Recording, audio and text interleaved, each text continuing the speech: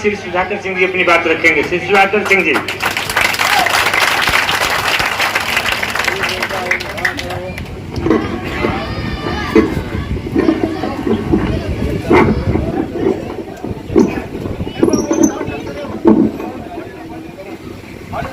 आज आखिरी गांव में जनसंवाद यात्रा के क्रम में कार्यक्रम की अध्यक्षता कर रहे गुरुबीन जी, संचालन कर रहे पूर्व प्रखंड अध्यक्ष शाहनवाज खान जी, करारी से चलकर आए पूर्व मुखिया शोएब खान जी, कोटसा से चलकर आए हुए पूर्व मुखिया शौकत खान जी, लियाकत चाचा जी, मन्नान खान जी, रिजवान जी, पूर्व जिला पार्षद आनंद जी, पूर्व जिला पार्षद हारून जी, हमारे प्रखंड के अध्यक्ष जितेंद्र खरवार जी, उत्तम खरवार जी और बिहारी यादव जी, इस जो युवा साथी हमारे हैं, हमारे साथ लगातार काम करते हैं इस गांव के रिजवान खान जी, हमारे उम्र वो देख के उनको नहीं लगता है, उनको जिस तरह से वो उत्साह में रहते हैं, रियाज बड़े भाई रियाज जी, और भी हमारे यहाँ सभी गार्जियन यहाँ बैठे हैं। अभी हमारे सामने नौजवान साथी भी हैं इस गांव की काफी संख्या में, माता बहनें भी हैं हमारी। इस पंचायत के बीडीसी हैं सुखराम जी, सुभाष जी, प्रभाकर भैया लगातार पार्टी के काम में लगे रहते हैं। इस गांव के करीब करीब 1 दर्जन ऐसे पार्टी के योद्धा हैं जो राष्ट्रीय जनता दल के हर कार्यक्रम को पूरे प्रखंड में संचालित करने का काम करते हैं। तियरा से आए हुए हैं जोकन भैया, कई गांव से लोग आए हुए हैं, तरीथा से भी जितेंद्र भैया को भी देख रहे हैं आए हुए, और पार्टी के तो प्रखंड के हमारे सभी जो वरिष्ठ पदाधिकारी हैं यहाँ पे पहुंचे हैं। जिनका नाम छूट जाए मैं उनको प्रणाम करता हूँ, जो हमारे सामने जो छात्र नौजवान हैं उनको मैं आशीर्वाद देता हूँ। विकास के सवाल पर मैं यहाँ पे पहली बार भाषण नहीं दे रहा हूँ। करीब करीब यहाँ मैं कम से कम आधा दर्जन बार तो मैं भाषण दिया ही हूँ, और आधा दर्जन भाषण में जो संख्या जितना अधिक जुटा होगा उसका 4 गुना लोग आज यहाँ उपस्थित हैं।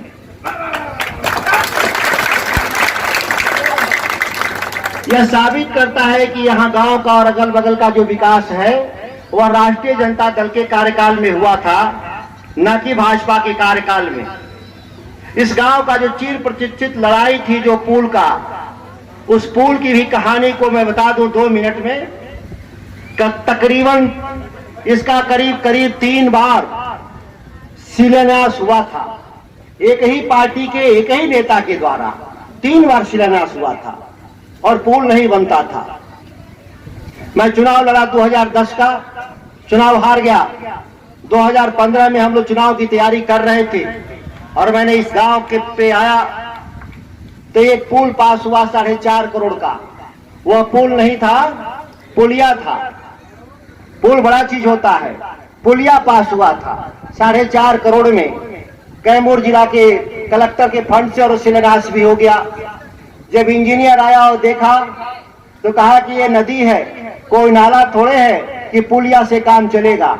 अगर वो पुलिया बन गया होता तो वही हाल होता जो कारीराम का पुल का हुआ है कि आज तक अप्रोच सड़क नहीं बना, क्योंकि जब भी वहां पे वो छोटी पुलिया बन गई, उत्तर प्रदेश सरकार बनाया तो करमनासा नदी उत्तर प्रदेश बिहार को बांटने वाला, तो कभी बिहार पुल बनाता है, कभी उत्तर प्रदेश भी पुल बनाता है।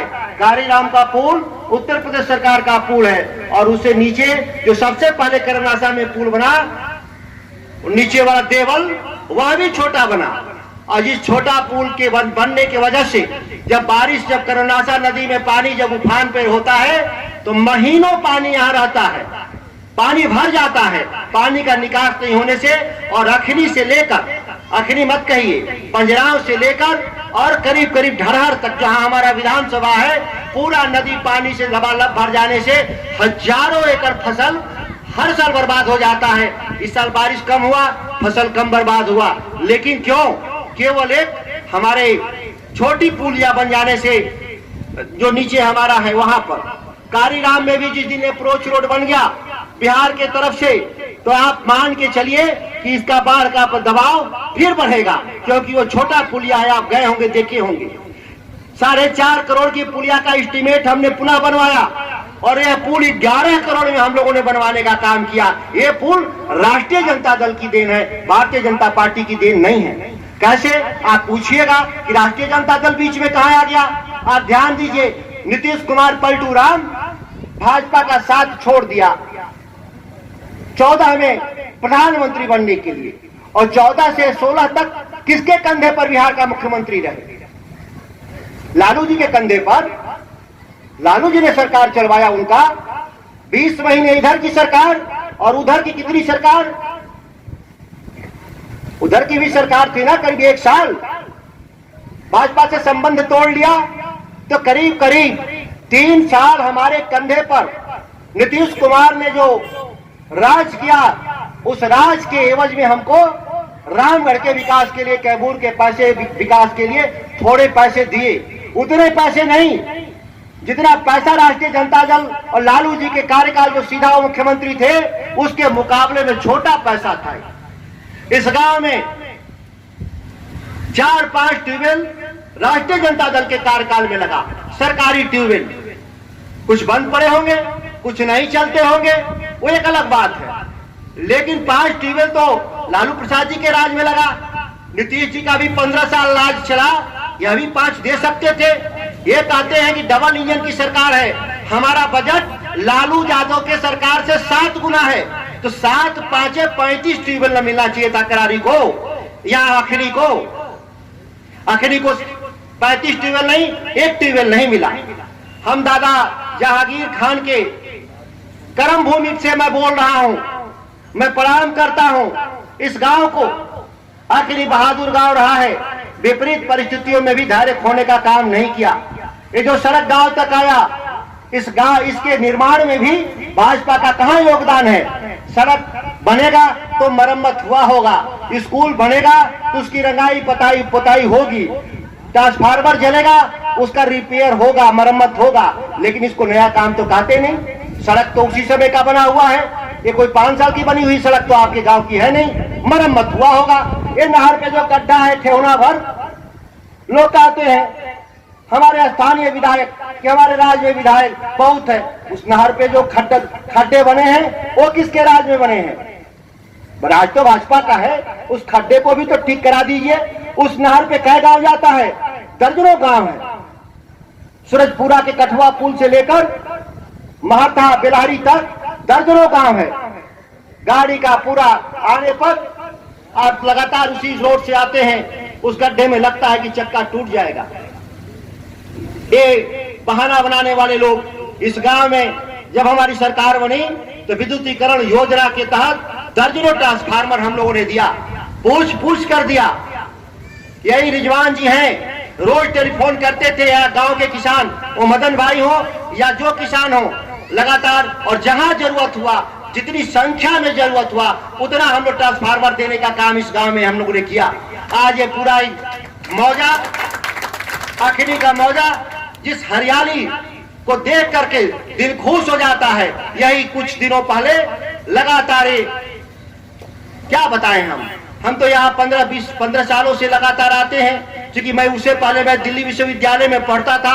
हम तो 2000 के बाद हम रामगढ़ आए हैं, तो हम जब आना जाना किए ये पूरा आखिरी का मौजा में खेती नहीं के बराबर होता था और हरिन नीलगाय घूमता रहता था। लेकिन आज ये हमारे बिजली के काम होने से क्या बदलाव आया है ये आप खुद महसूस करते हैं।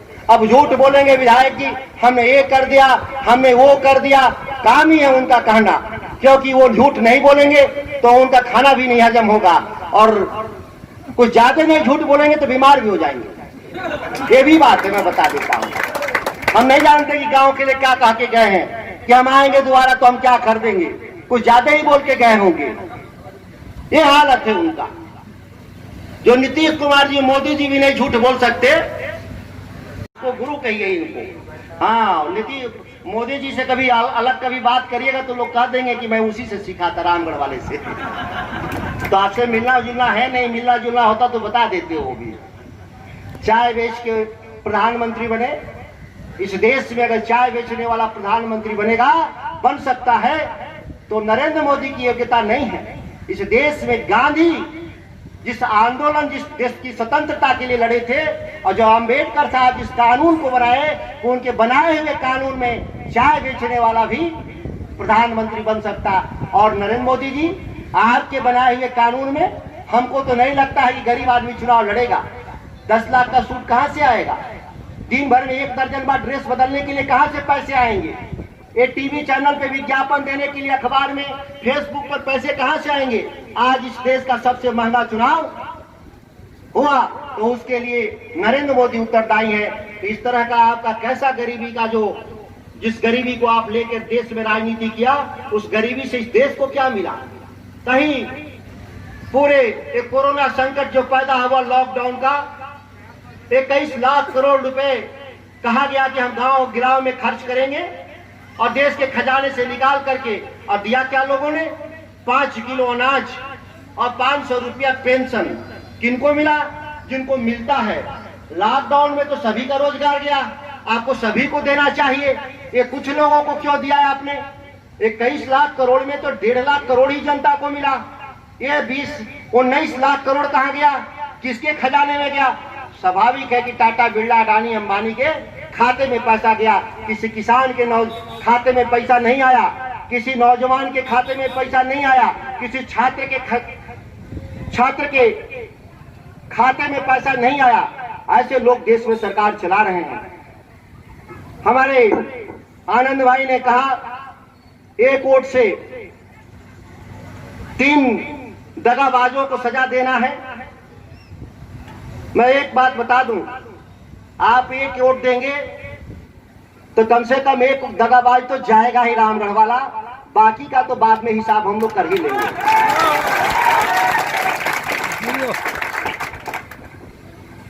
हाथी पर चढ़ गए। कौन हाथी पे चढ़ता है? जो सबसे धनी और जमींदार होता है। हाथी कौन पोसता है? कभी पुराने जमाने के गार्जियन बैठे हैं, जमींदार लोग ना हाथी पोसते थे, तो हाथी पर तो चढ़ गए। और जब यहाँ विधायक थे तो कहते थे पूर्व विधायक जी कि हम भैया से पूछ लेंगे तो काम करेंगे। जो जो गया होगा यहाँ से काम के लिए विधायक जी के यहाँ, तो भैया मतलब कि सौंका जाएंगे। तो लोग कहते थे जो भैया जी से ही पूछ के काम करिएगा तो हम लोग भैया जी से ही काम करा लेंगे। और जाते थे सौंका और जगदानंद सिंह से काम हम करा लेते थे, बिजली, ट्रांसफार्मर, पानी, नहर जो उनको कराना होता था। अब वो चले गए बहन जी की पार्टी में। और जब बहन जी के पार्टी में चले गए तो बहन जी से जब पूछने जाएंगे लखनऊ, तब तक तो अखनी का सारा फसल जल जाएगा, ट्रांसफार्मर नहीं बदलेगा, वो बहुत दूर है लखनऊ। और जब पटना की राजधानी की लड़ाई चल रही है कि पटना में सत्ता पे कब्जा करना है, तो हम पटना वाले को देंगे वोट कि हम लखनऊ वाले को वोट देंगे? ये लखनऊ वाला क्या करेगा? यहाँ आकर 4 एमएलए बनेगा, 2 एमएलए बनेगा, 1 एमएलए बनेगा और सुबह बिक जाएगा। बिक नहीं जाएगा। आप राजस्थान में देख लीजिए, उसके 6 एमएलए थे, भाग गए कांग्रेस में। वो मध्य प्रदेश में 3-4 एमएलए बने, वहां भाग गए सुबह कांग्रेस में। और कांग्रेस में नहीं जाते लोग, ध्यान दीजिए। वहां कांग्रेस की सरकार थी तो कांग्रेस में गया, अगर भाजपा की सरकार होती तो भाजपा में चला जाता। इनके लिए दल महत्व तो नहीं रखता।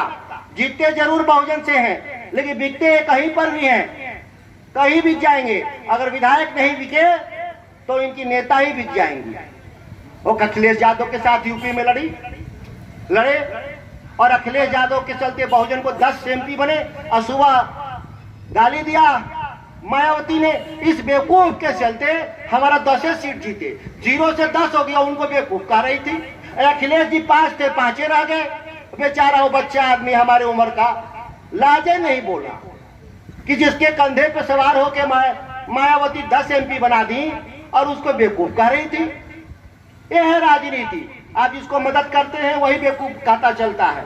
वो 40 साल का हिसाब मांग रहे होंगे रामगढ़ में। जिस 40 साल ने पार्टी को इतना बच्चा से आपको पोस पाल के विधायक बनाया, उसी पार्टी को गाली देते हैं। कभी नहीं सुने होंगे बहुजन वाले नेताजी की मैं बात कर रहा हूँ, पूर्व विधायक भाजपा के खिलाफ नहीं बोलते, अशोक के खिलाफ नहीं बोलते। अगर बोलते हैं तो गवाही बताइए कहीं बोले हैं? नहीं बोलते। भाई पहले गांव में कुश्ती होता था तो बक्सर से भी पहलवान आता था, बनारस से पहलवान आता था, तो लोग देखते थे कि भाई मिल न जाए पहलवान तो 2 शहर का लड़ाओ, एक के गांव का 2 लड़ा दीजिएगा तो हाथ मिला लेगा नीचे में। लेकिन ये दोनों हाथ मिला लिया नीचे, आधा आधा बांट लेंगे, लड़ने से पहले ही मिल गया। भाजपा और बहुजन यहाँ पे ध्यान दीजिए, इस बात को मैं कह रहा हूँ। अब दोनों आता है तो कहता है कि लड़ाई इनमें है उनमें है, और गाली सुधाकर को देगा, गाली लालटेन को देगा। अरे भाई जब तुम्हारी लड़ाई बहुजन से है तो तुम बहुजन को गाली दो, अब बहुजन वाले को भाजपा से लड़ाई है तो भाजपा को गाली दो।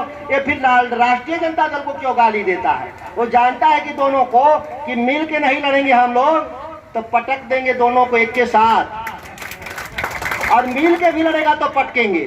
यह भी तय लिख लीजिए, ये जितना मिल जाएंगे मिलने के बाद इनका वोट नहीं बढ़ जाएगा, जितना वोट है उतने ही रहेगा, और दोनों को मिलके हम पटकेंगे।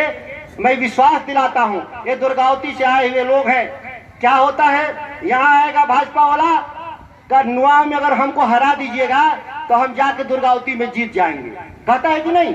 नुआ में हराए थे लोग पिछली बार, रामगढ़ में भी हारे थे, दुर्गावती जीत गए थे।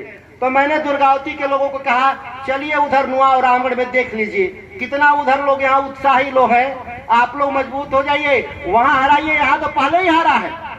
यहाँ हराना क्या है? रामगढ़ नुआ में मोदी जी तो हराइए नहीं दिए। मोदी जी लड़ रहे थे ना इस बार लोकसभा, या सोनी चौबे लड़ रहे थे? कौन वोट दिया सोनी चौबे के नाम पर? कोई हाथ उठाए अगर भाजपा के लोग हो तो? सब लोगों ने कहा हम मोदी के नाम पर वोट दिए हैं। पता नहीं कौन देश बचा रहे थे, कौन भैया हमारा देश पानी में डूब रहा था जिसको बचा रहे थे लोग। तो ये मोदी जी लड़ रहे थे लोकसभा का चुनाव, तो जगदानंद सिंह को रामगढ़ नुआ ब्लॉक में क्यों नहीं हरा दिए? दुर्गावती के इलाके में थोड़ा सा वोट कम रह गया है, विधानसभा में ज्यादा वोट से हारे थे, लोकसभा में थोड़ा सा वोट से हारे हैं। इस बार दुर्गावती के लोगों ने प्रतिष्ठा बनाया है कि हम दुर्गावती तो जिता ही देंगे, आप रामगढ़ नुआ देख लीजिए।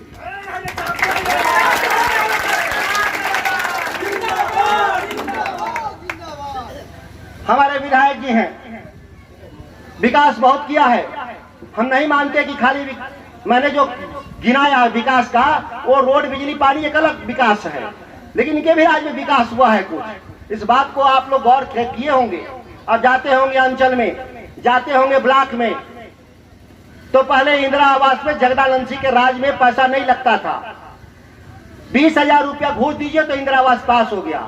मैं अभी गया था बिनपुरवा गांव में, 2 आदमी हमसे आकर लड़ाई कर दिया, कहा कि आप 20,000 क्यों बोल रहे हैं? तो मैंने कहा कि मुझे तो अभी तक तो 20,000 पता था घूस लगता है, 40,000 लगता है भैया। लड़ाई होते होते बच्चा, मैंने कहा कि हमको पुराना वाला रेट याद होगा, नया वाला रेट तो अभी हमको आप बता रहे हैं तो हम 40,000 कहेंगे। तो आपसे ये 40,000 रुपया 30,000 रुपया इंदिरा आवास में आपको, आया का पक्का भी घर है तो 30,000 दे दीजिए, 2 तल्ला बना लीजिए। अगर आपके पास पैसे नहीं है तो झोपड़ी को भी 3 तल्ला लिख देगा कर्मचारी, वो झोपड़ी को 3 तल्ला लिख देगा। ये हालत है। और झोपड़ी का फोटो खींचना होगा तो झोपड़ी का फोटो नहीं खींच लेगा, वो बगल का घर खींच के फोटो लगा देगा, देखिए उनका फलाने का घर है। ये हालत है यहाँ। 30,000 40,000 दे दीजिए, सब हो जाएगा। शौचालय बन रहा था, ये हमारे लाल मोहन राम जी हैं, चंडेस पंचायत में पवन राय जी हैं, लंबी लड़ाई लड़ा, 1.25 करोड़ रुपया शौचालय का पैसा मुखिया निकाल के खा गया। जयप्रकाश राय की पत्नी मुखिया थी, भाजपा का, आते होंगे भाजपा के विधायक जी तो उनके साथ हैं, आते होंगे। और जब 1.25 करोड़ रुपया घूस का ये लोग पोल खोल दिया तो अपनी पत्नी को जहर दे दिया कि जेल ना जाना पड़े। पत्नी को जहर दे दिया, जहर दे के मार दिया कि जेल ना जाना पड़े। ऐसे भ्रष्ट लोग भाजपा में घूम रहे हैं, ये 2,000 रुपया के चक्कर में। ये आप किसी को बेच देंगे, इसकी मैं दावा करता हूं। अगर ना हो तो विधायक जी हमारे सामने बैठे, आज भी दस्तावेज पड़ा है, वो मुखिया जेल क्यों नहीं गया? अब जेल कैसे जाएगा मुखिया? मुखिया के जो जयप्रकाश राय उसकी पत्नी मुखिया थी तो मरी गई, अब वो क्या जेल जाएगी? भ्रष्टाचार करने वाली चली गई, बेचारी वो भ्रष्ट नहीं थी, उसके नाम पर मुखिया उसका पति पैसा निकाला था। हर गांव का यही हाल है। मुखिया कोई हो पत्नी हो, औरत हो, लेकिन राज चलता है वो पुरुष का। वो बाहर कलम लेके बैठा रहता है, मुखियाइन से माने पत्नी से भेंट हुए मुखिया जी दस्तखत मारते रहते हैं उसके बदले में। वो हर गांव का कहानी है, वो एक अलग लड़ाई है समाज का। आप चले जाइए अंचल में, दाखिल खारिज का 3000, रसीद कटाने का 500, एलपीसी का 1000, लगता है कि नहीं? कोई ऐसा विभाग बताइए। ये है नीतीश कुमार के लिए राज में, भाजपा के राज में विकास हुआ है। ये हमारे बच्चे हैं, नौजवान रवि यादव भाषण दे रहा था तियरा का कि डिजिटल के नाम पे, ऑनलाइन के नाम पर बच्चों का एडमिशन नुआव में होना चाहिए। जगदेव लोहिया कॉलेज में उनका एडमिशन कहाँ होता है? सकरी में। उनका एडमिशन कहाँ होता है? चौसा में। जितना का मुर्गी नहीं, उससे ज्यादा की जगह कराई। फीस लगेगा साल का 1200 और भाड़ा लगेगा कितना? 12,000। जाने आने का भाड़ा 12,000। गार्जियन सोचता है कि 1200 ये बड़ा कठिन है देना, ये 12,000 अब कहां से आएगा? ये डिजिटल इंडिया है, नीतीश कुमार जी का, मोदी जी का। ऑनलाइन पढ़ाते हैं भाई। ये जो घर में जाके, स्कूल में जाके बच्चा नहीं पढ़ता तो मोबाइल पे क्या पढ़ता होगा? और घर वाला जानता है कि बेटा पढ़ रहा है, मेरा बच्चा पढ़ रहा है, और बिना पढ़ाए पैसा लेते हैं लोग। एक भी छात्र का फीस माफ हुआ? फार्म भरने गए तो माफी मिला, तो बिना पढ़ाए पैसा ले लिया। भारत के संविधान में अंबेडकर साहब ने व्यवस्था दिया था कि शिक्षा इस देश की मुफ्त होगी और अनिवार्य होगी, सभी को देना है। लेकिन मोदी जी अभी नया शिक्षा नीति लाए हैं जिसमें शिक्षा गायब है, केवल नीति बचा हुआ है। शिक्षा गायब। अब आपको परीक्षा देने की जरूरत नहीं है छात्रों, 12वीं में परीक्षा होगा, एक के बार डूब जाइएगा। और कम से कम 5वीं में परीक्षा होता था, 8वीं में परीक्षा होता था, 10वीं में परीक्षा होता था, तो पता तो चल जाता था कि हम पढ़ रहे हैं कि नहीं। माँ बाप को भी पता चल जाता था, तो थोड़ा उसको ट्यूशन घर में रख देता था। लेकिन अब तो 12वीं में फेल करेंगे सीधे, 12वीं में एक के बार फेल करेंगे तो सीधे पिताजी एक के बार क्या करेंगे? बैल का वो हर का चंगुले पकड़ा देंगे सीधे सीधे। अब तो पढ़ाएंगे नहीं। 12 साल पढ़ते पढ़ते फेल कर गए तो बाबूजी क्या करेंगे? सीधे सीधे बैल वाला जो हल अब तो आता नहीं है तो ट्रैक्टर आता है, ट्रैक्टर का हैंडल पकड़ा देंगे। ये है हमारा नई शिक्षा नीति, जिसमें से शिक्षा गायब, केवल नीति बचा हुआ इस देश में। ये हमारे विधायक जी लोग हैं, इनके राज में और भी विकास हुआ है। एक नुआ में बालिका विद्यालय था, पिताजी ने बनवाया था, जहाँ 1000-1200 बच्चियां पढ़ती थी। हारून भाई अब उसके सचिव बनाए गए हैं। उसके सचिव थे, अध्यक्ष थे अशोक सिंह। हर हाई स्कूल का कौन अध्यक्ष होता है? विधायक होता है। तो विधायक जी ने बंद कर दिया, तो हम लोगों ने, हारून भाई और गुड्डू यादव जी भी होंगे हमारे यहाँ नुआ वाले, उन्होंने जमीन दान दिया, तो हम लोग उसको पुनः चालू किए। इस साल से एडमिशन हो रहा है।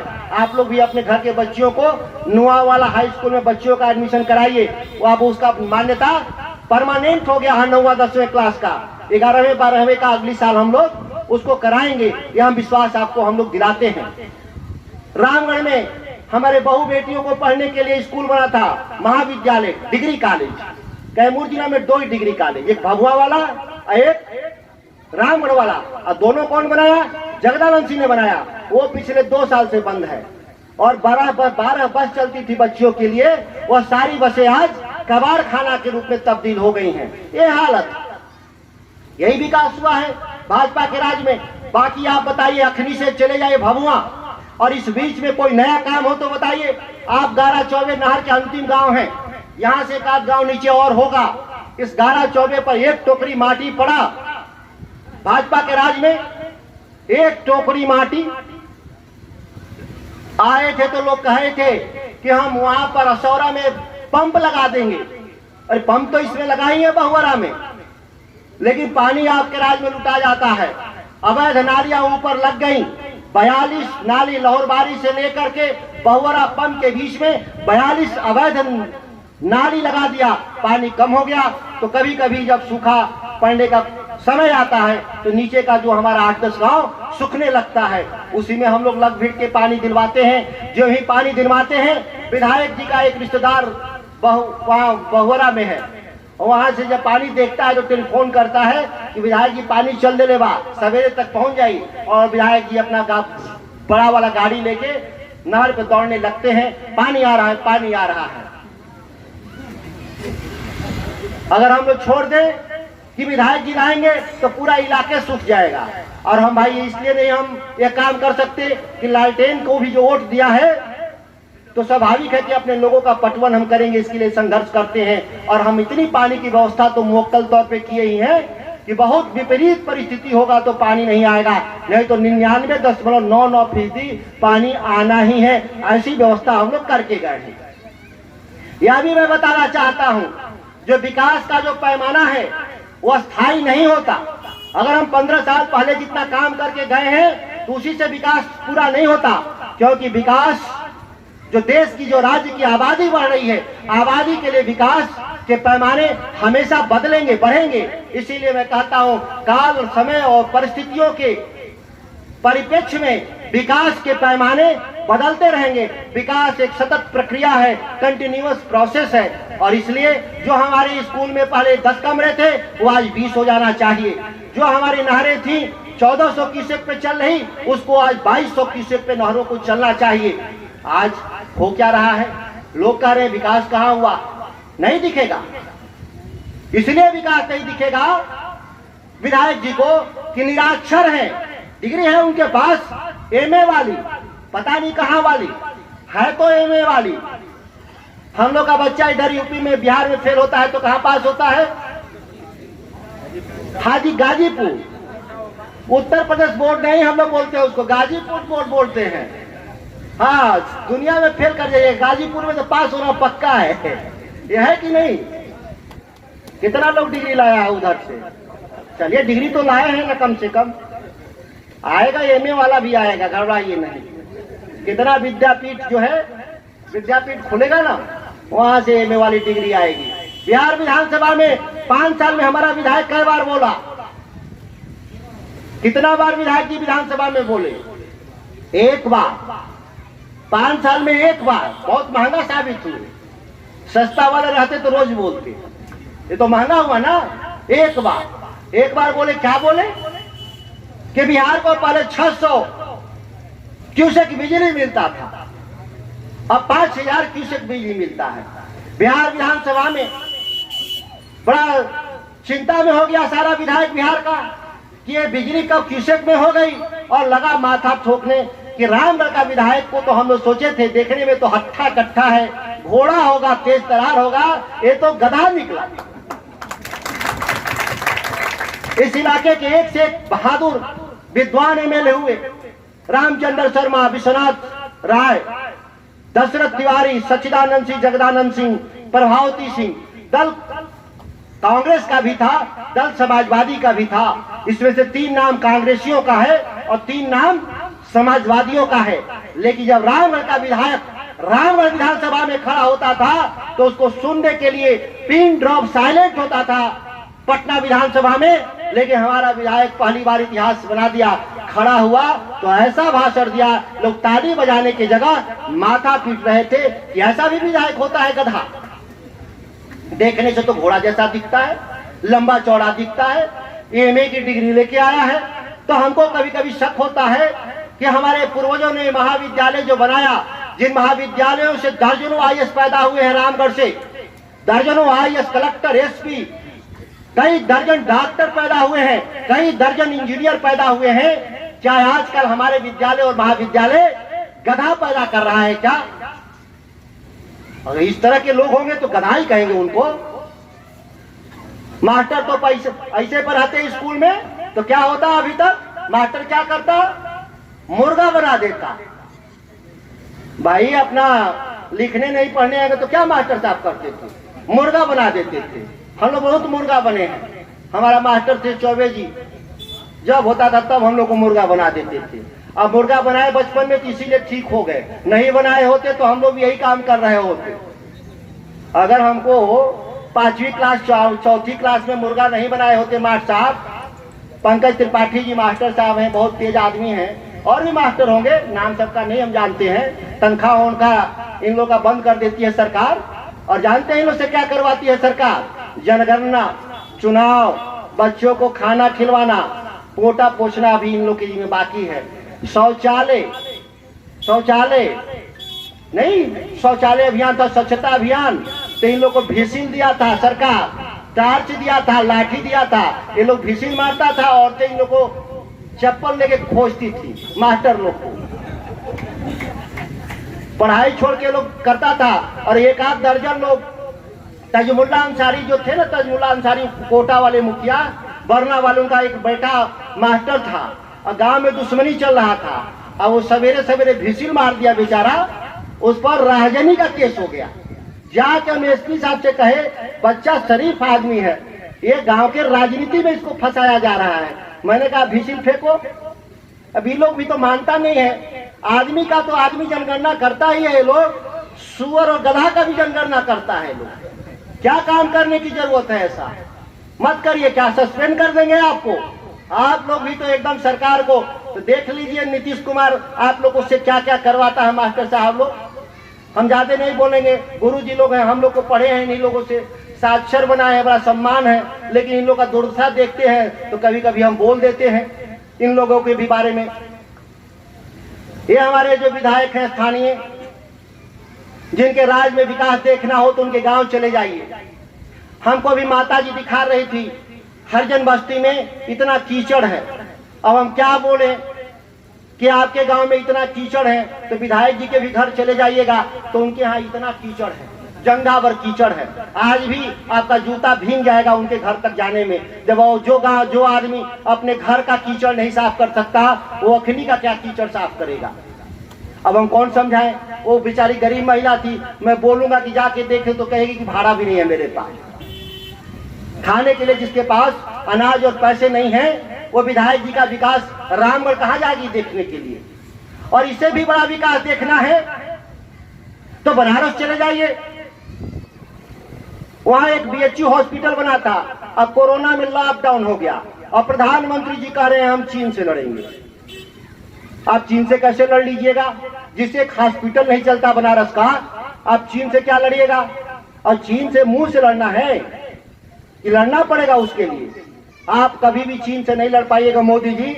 आपका यही हालत रहेगा तो आपको तो नेपाल के लोग हराएंगे, और नेपाल के भी सिपाही अब गोली मारते हैं भारत के सैनिकों को। यह भी रिकॉर्ड आपके जमाने में बन गया। जो नेपाल मेरा छोटा भाई था, भाई नहीं था, छोटा भाई नहीं था, घर का भाई था, वह भी आजकल भारत के सैनिकों को गोली मारता है। भाई गूगल में आप लोग देखते हैं कि नहीं? फेसबुक पर देखे हैं कि नहीं? इस बात को बताइए कि हम लोग विश्व शक्ति छोड़िए, हम लोग स्थानीय शक्ति भी नहीं है। मोदी जी के राज में यही विकास हुआ है।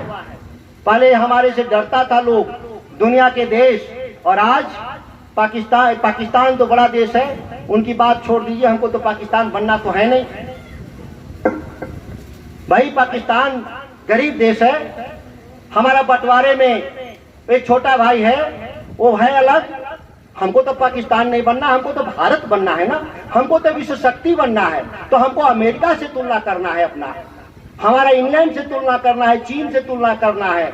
पाकिस्तान से तो कमजोर आदमी न तुलना करेगा। लोग पूछते हैं पहले कि पाकिस्तान के खिलाफ लोग नहीं बोलते थे पहले वाली सरकार। अरे भाई, कमजोर आदमी के खिलाफ क्यों बोलेंगे? हमको बोलना होगा तो हम अमेरिका के खिलाफ बोलेंगे, हम चीन के खिलाफ बोलेंगे। और आप नरेंद्र मोदी जी डरपोक आदमी है, तो छोटा भाई के खिलाफ अपना दिन भर ढेला फेंकते रहिए, आवाज उठाते रहिए। हम आप जैसे नाकाबिल थोड़ी ना है कि आपके कहे के हिसाब से हम कमजोर आदमी। गांव में जो लंच होता है वो क्या करता है? गांव में चलेगा तो छिकुन ले लेगा, और गली में चलता हुआ हर बच्चे को 2 छिकुन मारता जाएगा, और जब देख लेगा कि बरियार आदमी रहा तो गली बदल देगा। ये है मोदी जी हमारे। वो गांव का गुंडा टाइप नहीं, मवाली टाइप होता है, वो है इनका हालत। इससे बेहतर उनको मत समझिएगा, भ्रम में रहने की जरूरत नहीं है। बाकी तो उनका आप लोग रोज देखते हैं। नीतीश कुमार कोरोना संकट में क्या कहा यहाँ के लोगों से कि आप जहां हैं वहीं रहिए, मत आइए। और हमारे प्रधानमंत्री जहाज से लाद के अमेरिका से बुलाया आदमी, चीन से बुलाया आदमी, और भारत के लोगों को क्या कहा? बिहार के लोगों को पैदल जाओ। 1000 1200 किलोमीटर पैदल आके घर आए हैं हमारे घर के बच्चे।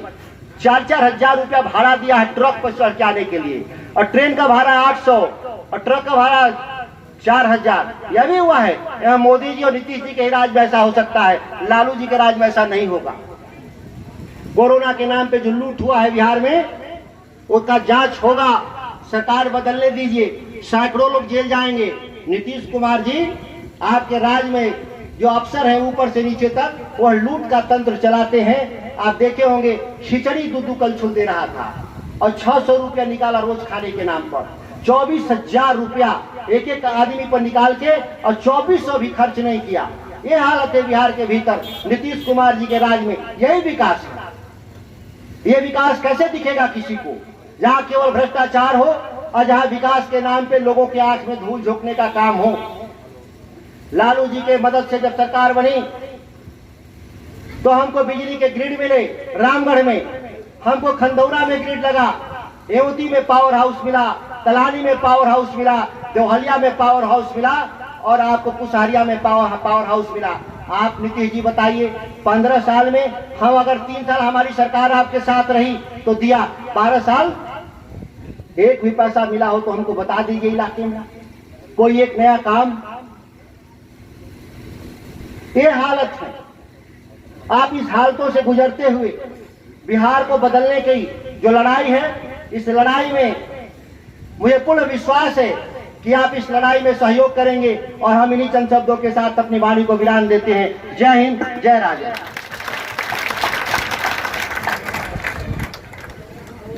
आप सभी लोगों को धन्यवाद देते हुए सभा की कार्रवाई समाप्त की जाती है।